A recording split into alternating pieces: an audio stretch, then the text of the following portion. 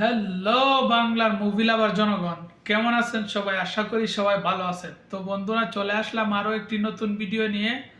আজকের ভিডিওটি হবে তুফানকে নিয়ে। তো বন্ধুরা, মেগাস্টার শাকিব খানের তুফান নিয়ে আজকে কিছু আলোচনা করব, কারণ কালকে থেকে ইন্টারন্যাশনালি রিলিজ হইতেছে তুফান মুভি।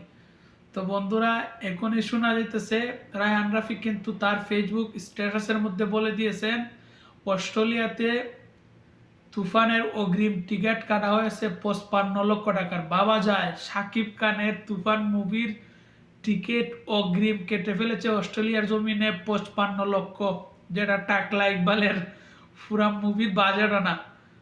সেই 55 লক্ষ টিকিট 2 দিনে বিক্রি হয়ে গেছে। বন্ধুরা, আপনাদের কি মনে হইতেছে, শাকিব খানের এই মুভি কি 100 কোটির ক্লাবে যাইতে পারবে? আমার তো মনে হইতেছে অতি শীঘ্রই শাকিব খানের এই তুফান মুভি 100 কোটির ক্লাবে পৌঁছে যাবে। বন্ধুরা, আপনাদের কি মতামত আপনারা কিন্তু কমেন্ট বক্সে বলবেন।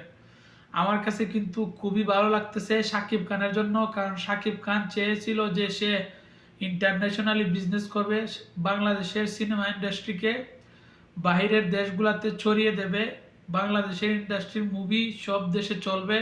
এখন কিন্তু আসলে বাংলাদেশের তুফান মুভি অস্ট্রেলিয়াতে, লন্ডনে, ব্রিটেনে, আমেরিকাতে, মানে কাতারে, বাহরাইনে, দুবাইয়ে সব জায়গায় রিলিজ হয়েছে। আমার কাছে তো খুবই ভালো লাগতেছে। আমি কিন্তু আগ্রহের সাথে অপেক্ষা করতেছি কোন দেশে কত টাকা ইনকাম করে সবটি জানার জন্য। আপনাদের বন্ধুরা কি মনে হইতেছে, শাকিব খানের এই মুভি কি 100 কোটির ক্লাবে যেতে পারবে কি পারবে না? আপনারা কিন্তু কমেন্ট বক্সে বলবেন। আমার কিন্তু মনে হইতেছে বন্ধুরা, এই মুভিটি এই মুভিটি 100 কোটির ক্লাবও যাইব, আর তুফান 2 200 কোটির ক্লাবও যাইব। শাকিব খান কইছে না, 100 কোটি হইলে 25 কোটি নিব, আর 200 কোটি হইলে 50 কোটি, এটাই হইবে। তাহলে বন্ধুরা, আজকে এ পর্যন্তই। ভালো থাকবেন, সুস্থ থাকবেন, এবং যারা যারা সাকিবিয়ান আছেন বন্ধুরা, আপনারা সবাই আমার এই চ্যানেলটিকে সাবস্ক্রাইব করে বন্ধু হয়ে পাশে থাকবেন।